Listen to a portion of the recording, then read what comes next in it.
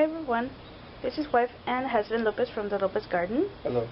And and today we're going to show you a little bit of updates on our garden and some new additions. And we're also going to talk about something else at the end, but for the moment we're showing you our, what is it, a jalapeno? Yes. So what's with this jalapeno? Well, this is a macho nacho jalapeno that we had last year that we rendered over. As you can see, one didn't make it, or hasn't made up its mind whether it wants to make it, and the other one did. I cut it down really short so that we get a nice bushy plant rather than a nice tall plant. What did we used to have here? Well, we used to have the giant cherry tree, which, cherry plant. Cherry tomato. Cherry tomato, the husky cherry, and it finally just died. Or it started to die. Even after I got rid of the disease it had, it still didn't recover very well. So we got another. We got another. So we'll see how that one does. Hopefully, it won't have the same problem. I went ahead and I put some. I forgot the name of the beneficial fungus that eats predatory fungus. It's a predatory fungus that eats bad fungus. So we'll see if that works. And what are the herbs that are around it? That's one of our favorite herbs. It is called lemon balm. So I went ahead and I had a bunch of extra lemon balm that I bought, and I just decided to plant it there. It's a part of the mint family, so pretty much anything with the mint family grows very well. We also have some cilantro that flowered. Those little flowers from last year. Those are those little flowers. They attract a lot of beneficial insects, and we should get some seeds to grow some more cilantro maybe. So, yay! Yay!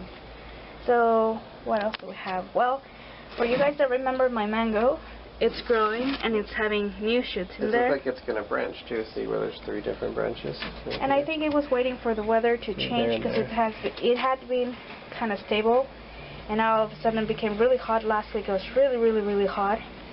And even the dragon fruit in the back, you can see how it's growing. The taro seems to be, almost ready to harvest, right? It's probably going to be harvest next month. So, the end of next month. And then we'll show you how we're going to do it. It's going to be the first time we do it, so we hope we're doing it right. But we'll see what happens there, because we don't know what size it is or anything. It's kind of like with the carrots. You never know what you're going to get until you actually harvest it. And then, what's the plant that's hanging in there? That's watercress. Watercress? Cool. And now, this plant that you see here is what you saw last year, if you remember, if you've been following our videos. This is the Blue Lake pole beans, which are growing great. They went through a little bit of shock, and we'll tell you why at the end of the video. But other than that, it seems to be doing right. Right? Yeah, it's starting. It's on its way to recover, but it seems it's growing very well. So hopefully we'll have as many beans, maybe even more. Yay! And it gets a lot of sun right now here. So. Yeah. Something else that you can see here is my pomegranate tree. As you can see, it got very bushy, and that's what we wanted. That's why when I pruned it and I showed you guys, that's really the effect I wanted. I think I'm going to have to do it again because there's a very long branch that's just leaning sideways, just to keep it bushy. And sorry if this is shaking, I'm kind of like kneeling. Also, the avocado, though it only has 1 leaf, it is showing signs of starting to grow, so that's good, and mainly because it got attacked by whitefly, but other than that it's recovering, and that's good. Now here we've harvested some of the Thai basil that we had where the San Manzano was, and the new San Manzano is, and it's basically so we can collect some of the seeds, and they're ready. Those black spots there, those are the seeds. Yay! Now this big guy over here is the San Manzano. These are the new San Manzanos. Last year, if you remember, we had San Manzanos here too. And the problem we had was, what? Root rot?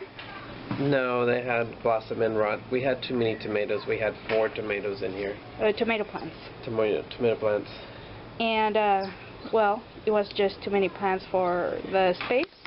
So this year we only have 2 plants here, and it seems to be doing well. Aside of the heat, last week it was really, really hot, and we'll tell you why it was extra hot last week.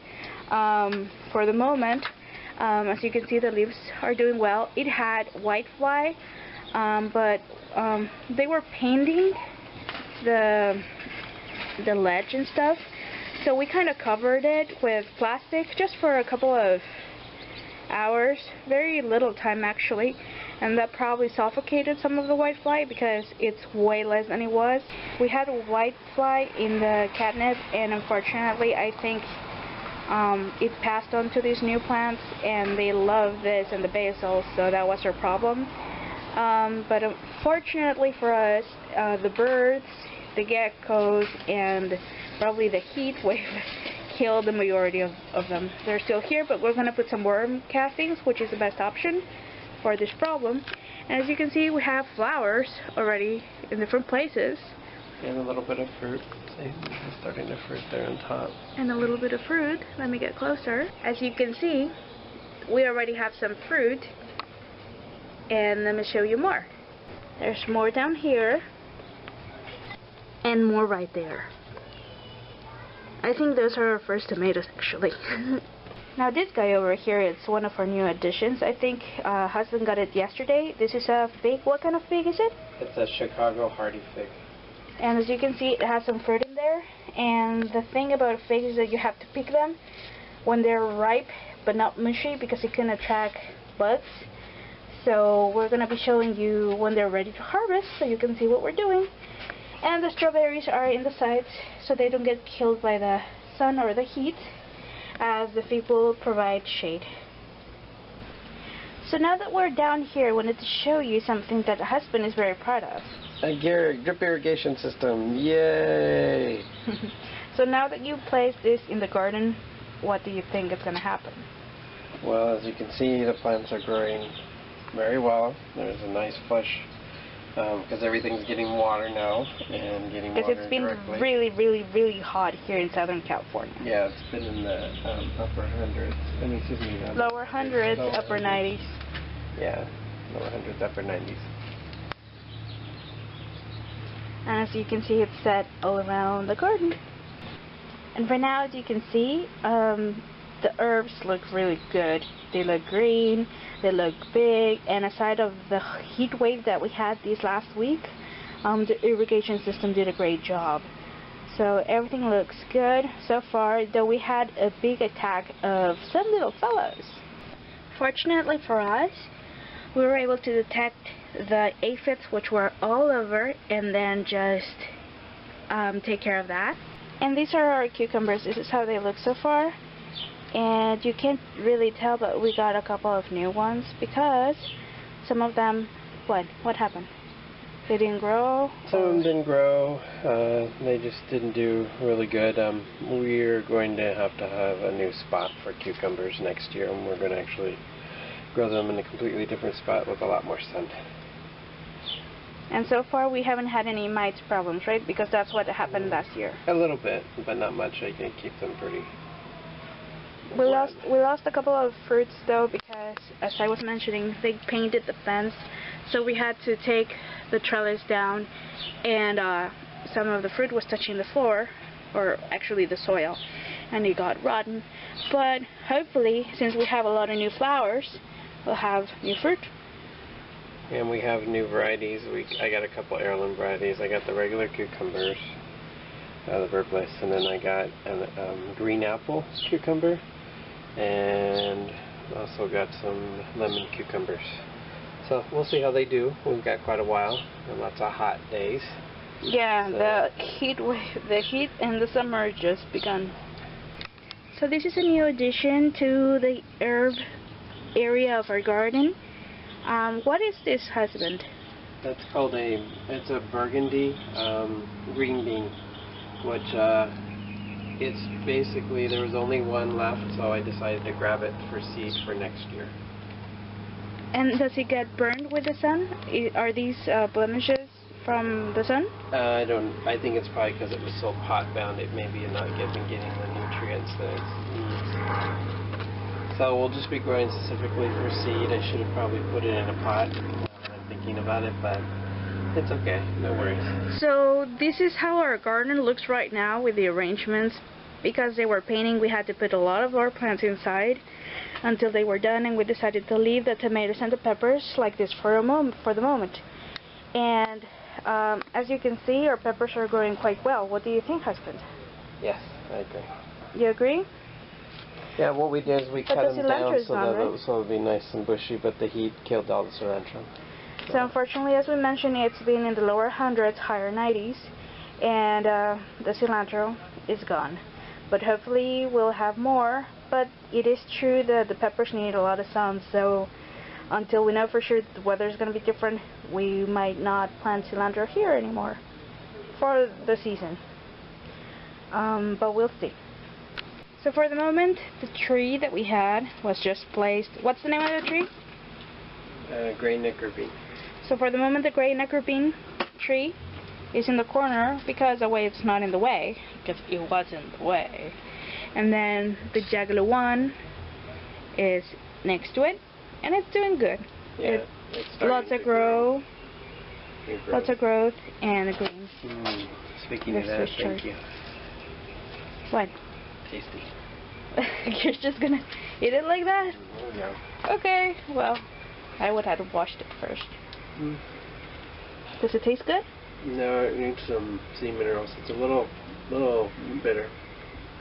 Oh, that's another thing. If you have greens or fruit and it's like, well, in this case, this is bitter, but if the fruit is a little bit, what is it, sour?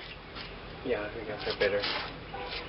Just add some minerals and they'll become sweet again. That's what we did last year with the blackberries, and that's what we're going to do with the blueberries, because they're kind of tangy. Yeah, we just did. I did today. And some azomite in. This plant here is a pepper plant. What kind of pepper plant is it? This is a rescue. I got it from the 99-cent store. It's an Anaheim chili. I decided, hey, 99 cents. The plant looks somewhat healthy. I will be, in 2 weeks, once it gets established a little bit more, I'm going to go ahead and chop it off probably right about here. And to make so that it will start growing side shoots and we'll get more bushes. That sounds good. But I'm going to wait till it gets over to transplant shock. I'm sure it will get better because we add a lot of goodies to the soil and plants like it. So yeah. And then you got a very, very lovely plant. I was sharing with husband when I was little. There's a park close to my home, and there used to be a lot of wild sunflowers, and this little flower here. What is it? It's Arizona sun blanket flower. I don't know what they call it. I don't know what the botanical name is.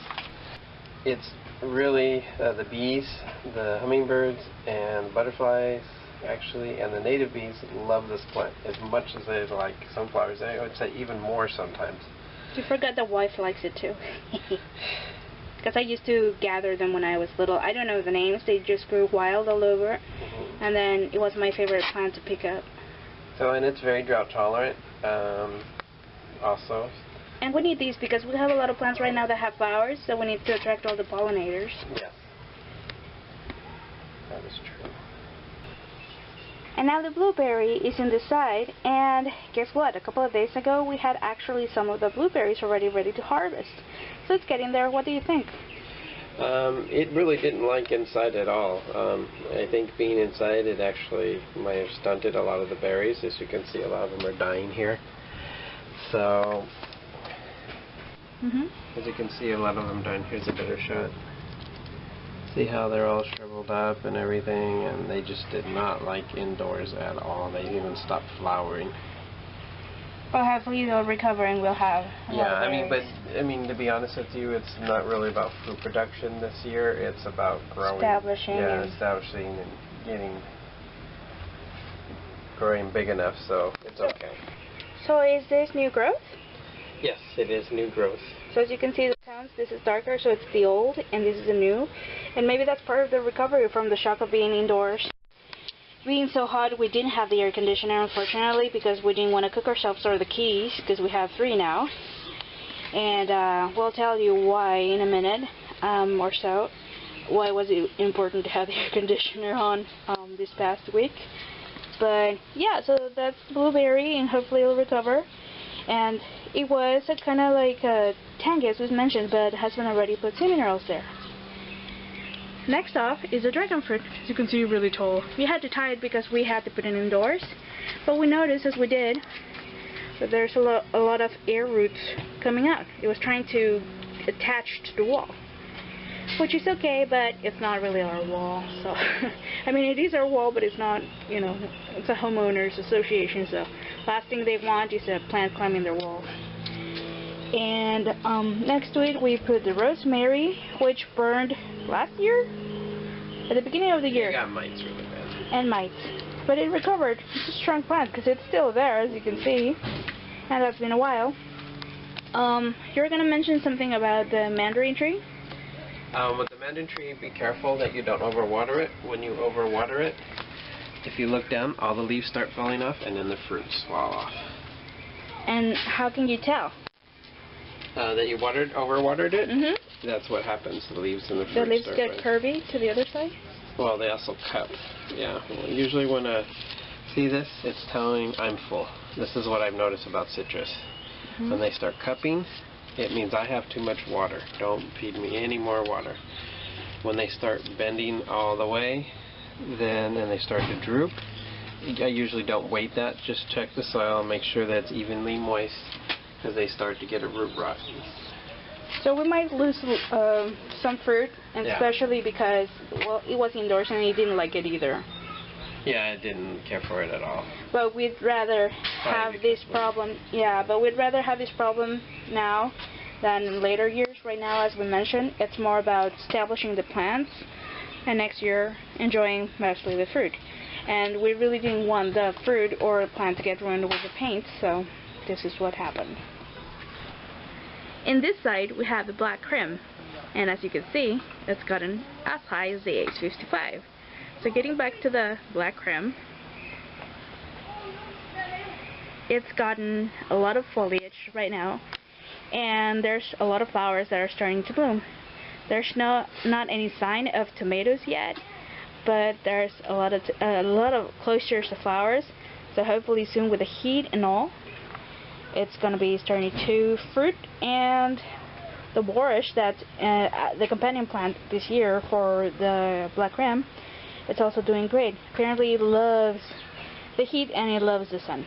Now on this side we have the S55 as mentioned, and this is a tomato that we enjoy pretty much, right husband? Yeah, it's a hybrid, but we love it.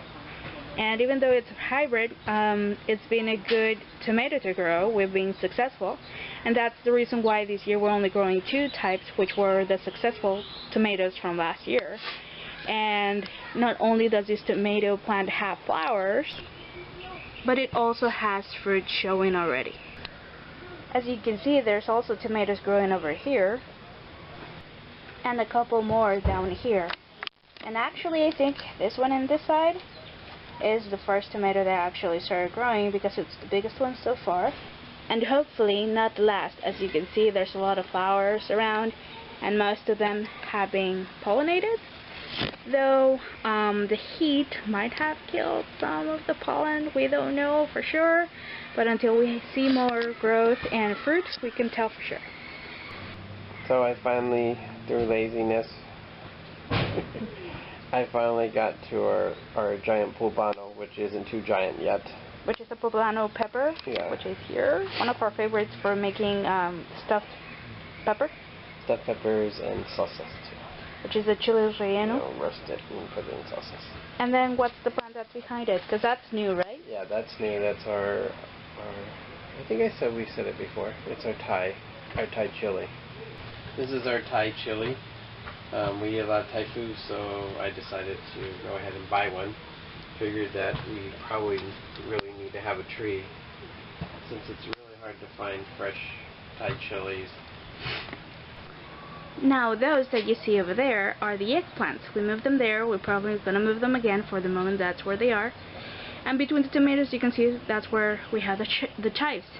And actually they had a little bit of, aphids, right? That chives did get all covered with aphids inside, which is really weird. And then the aphids on the dying green green onions is where the eggplants are. Looks like they're not going to make it. There was aphids on them too. I don't know where these aphids came from, but they did. They showed up. And they were a type of aphid that was black, because the ones that we usually see are green. But the eggplants themselves seem to be doing really good, right? Yeah, they just need lots of sun, and they need hot temperatures, so they'll start growing, taking off soon. And hopefully we'll see some flowers and some fruit. Yeah, it may take maybe about 2 or 3 more months. We might see some when we start feeding them. Which is fine. Yeah. And that one is also one of the newest additions. What's that, husband? And that is chamomile. As you can see in our herbs, in our herb area, we have Russian kale next to the Swiss chard, which is like there. That's doing well, but remember that got a bunch of... Yes, it had a lot of aphids, and I actually mentioned it when I was taking a video of the herbs. But yeah, we're right now, for consumption, we're focusing on the Swiss chard, like for sandwiches or salads or whatever. The kale, yes, but not as much. We're letting it grow. The one that was next to the banana got attacked too. I don't know, was it maybe the sun or bugs? No, it's bugs, and now it's because the banana's growing so fast now, we probably won't get a harvest from them. Because of the shade? Yeah, unfortunately. But we'll see, because it's all a matter of experimenting. It's the first time we're actually having so many plants mostly edible. Last year we started it, and it's been a year. We've experimented what plants grow well, which ones don't. And then we have been very successful with some, like the tomatoes we shared. The blackberry. Endless blackberry. Source of delicious fruit. So as we've mentioned with the painting, it was a very stressful week. They painted their fences, but before the painting was a power wash. And they knocked a lot of the leaves, and they damaged some of the blackberry. The new blackberry, which is down there, it seems to be doing fine. But up here, the good stuff, it's a little bit hurt. The good thing is that there wasn't a lot of flowers yet or anything. It was just growing as the bush. And now that everything is done, it's growing new shoots. But poor kefir lime. I saw it. It was horrible. A lot of the leaves got knocked out, mainly fruit. There's a very, if not a couple of them, very few fruit left over from the power wash. It was scary because it got hit by this side when they were painting the other side of the fence, and then this side when it was inside here, and then from above, and poor lime tree. But is it clean now? Yes. Is it hurt? Well, that too. The good thing is that we eat the leaves mostly. Bad thing, there's splatter of paint. I did my best to cover it with plastic, but still, you know, it happened. So what about these tears? So what about these tears in the leaves? Are those for the power wash too, or was it a bug or something? No, it's from the power wash. I'm probably going to cut that branch off and see if it branches out. Because, like, is it still time for the plant to grow, or is it too late in the season? No, it's perfect. No, it's still hot. This plant loves heat, and it's just started. See, that's more damage. And so forth. Yeah. And we even got a plant that's a new color now. And there was a bunch of cluster fruit. Yeah, well, the fruit is gone, unfortunately, but as we mentioned, we would only use the zest of the fruit for desserts, right? Desserts and my favorite Thai dish. So. But, well, it is what it is. Yeah. And this is our cover crop. Those are our black eyed pea cover crop. That seems to be doing a lot better than the clover did here, so we will see. And we're having it around the crops just because, what, it's a nitrogen fixator, right? Yeah, it's a nitrogen fixator. So husband's probably going to plant some more because there's been damage between the heat, between the painting, between the power wash, and who knows, even and it loves the heat, and it likes and it's not really water hungry. It's pretty drought tolerant, so. What, the bean or the lime? Bean. The bean. So it's a good nitrogen fixer for people that live southern in dry and places dry like areas here. too. Oh my God! It's originally from Africa, so we're horrible. it likes those conditions. Yeah. And hopefully we might even get some beans out of it. So that's a double win-win situation. So now we're in the other side, and you can see the peach trees. How can you tell this is new growth? Well, as you can see, there's not many holes, as the old growths did. And this was, why was there so many holes in the leaves? There wasn't enough nitrogen. The cover crop got killed because there wasn't enough. Basically, because I planted too many comfrey roots. So it shaded the cover crop. Yes. So it doesn't do very well. The only thing that would really go, that seems to be working well, and is the beans. So I'm going to plant a bunch of beans there. So the good thing is that the peach survived the power wash. Yes. And it's growing new leaves. The fruit's still there. None of it got knocked down, thankfully, because we were stressing about that. But if you notice, we have new growth. We're getting lots of branches now, new branches, which is good. That once I went ahead and I did put some nitrogen, I put, what did I use? I used John and Bob's Biosol. That's what it is. So I put that there, and it really helped. Now, if I could just mention this, as you notice, this is supposed to be a donut. Or Saturn. Or Saturn peach. It doesn't look like this. This just looks like a regular peach. So. I mean, which we're fine with it because we like the fruit and we wanted a peach tree. This was just something that was recommended to us by the people in Plus its beautiful flowers.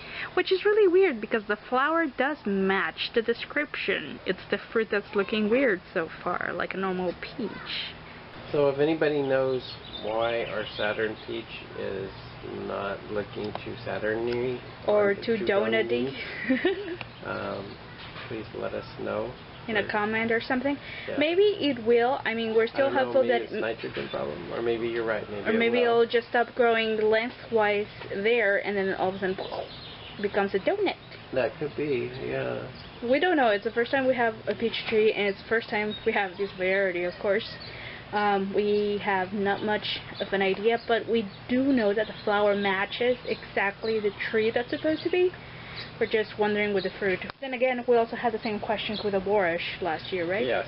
We thought it was foxglove, and it wasn't, but it was scary. But it was cool, but it was tasty. And not poisonous at the end. That's true. And then, so this is the new addition, part of what we're going to do with the trees. And the irrigation system? The irrigation system. I went ahead and I put these stakes. These are root stakes. You hook them into a drip line irrigation system, and they feed they don't feed the roots, but they get the roots directly. These are the 24-inch stakes. I have seen a difference as far as when the heat was coming. And this particular peach, unfortunately, is on citation. And with citation, it's not drought tolerant. You cannot let it dry out like you would maybe other. Like the Nema Guard, which is very popular here. But it's very vigorous, and I noticed that it did have some problems when it got into the hundreds and the upper 90s. But I noticed that after we put this in, it did very well. And as you can see, the comfrey doesn't really like the heat. Look at these leaves. They're really burned really bad. And that's one reason why I think in San Diego they say that you cannot grow comfrey, although we've been successful. And they're huge, as you can see, but the thing is that the heat directly is just terrible. Not only for the plants. You can grow them as long as you have an irrigation system. There's another gnome in there. Okay. So, and then on with the cherries. So the cherry really hasn't gotten any bigger, but I've noticed that it's getting very thick branches, which is pretty cool. So we'll probably not have to trim the cherry tree. It's still a nice manageable size. I'm hoping right now that it's actually working on developing roots more, because as you remember, this is our bare root Bing cherry. So it's doing a good job. I'm very pleased with it and very happy with it. So far there's not too many problems at all. We had a little bit of mites. All I had to do is just spray it off with water. That's another thing that I am doing this year, is I am washing off the plants once or twice a week, and it seems to be keeping down the mites. And aphids do, or no? Aphids, no. So the mites don't like the water. The aphids doesn't care. Yeah, we probably will maybe get some beneficial insects again. We'll try those when maybe next week. And unfortunately, it also suffered a little bit of burn, which is this brown stain. Yes. And paint. It's a new species. No, I'm joking. And then the Tartarian cherry, what is it doing? Fine. It's showing new growth. It's doing good. It's slowly recovering. It's probably going to take about a year or two. What happened here? The power wash too? Yeah. So, and this is the one we cut. As you can see, we only have one branch here. So it grew a new branch once we cut it, because it had, what did it have? But it had canker. So the only cure basically was to chop it off. I may go ahead and cut it off when it's dormant down to here, and then we'll just have a branch that comes up for next year. Now the banana also got hurt by the power wash. As you can see, some of the leaves got torn. Yeah. But the good thing is that we weren't gonna eat those leaves. The reason why we have the banana is mostly for the fruit. Yes, the leaves are edible, but we weren't really looking forward to it, at least not this year. Maybe next time. That's Elliot saying hello. And then, unfortunately, since it's growing such big leaves, it's shading the kale, the dinosaur kale that is still there. But good news is that it looks like we're going to get a couple, at least a little bit of those are, I think, contender. Contender? Yeah. Oh no, that's Mia. That's Mia saying hello. No, I think it's just Mia. Now, you might think that we have a very pretty garden. Some of you might think it's not. It doesn't matter. At some point, we're very happy with it. At least this year it's showing a lot of growth and a lot of changes and a lot of good stuff. We're very proud of the garden this year. Last year too, but it was more of an experimental. And though this year it's also experimental, at least many of the crops we're having, we already know how to deal with them and how to grow them. Hopefully the weather helps. And talking about that, I've been sharing that I was going to mention a couple of stresses that we were having this last week, unfortunately. One was the paint of the fence, because we had to move last weekend a lot of the plants inside just to save them from being smashed, squished, I don't know, damaged with the paint and the power wash, which, as you can see and you saw, some of them did get damaged. But the thing is that that wasn't the only problem we had. Last week, unfortunately, there were a lot of fires happening here in Southern California. This is how close the fire was to our home.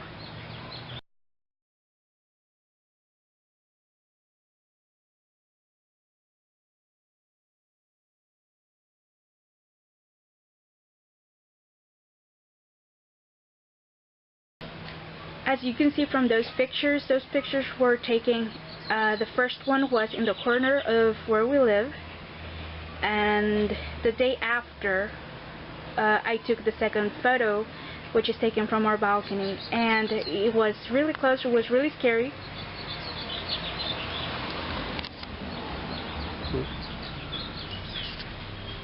It was the first time that I went through a fire.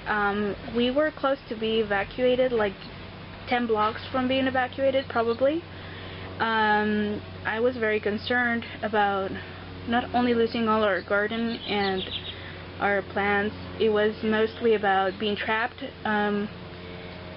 Husband had to go to work, and then he was lucky that he was let come home early, because the highway was getting a lot of fire. And we're very, very, very thankful to the firefighters because they did an amazing job.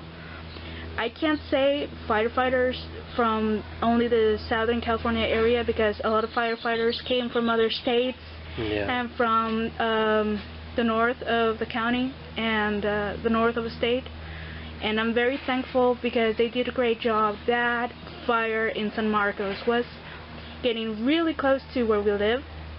And actually there were a couple of fires that were initiated close to our home, actually like a street behind us, and that was really scary.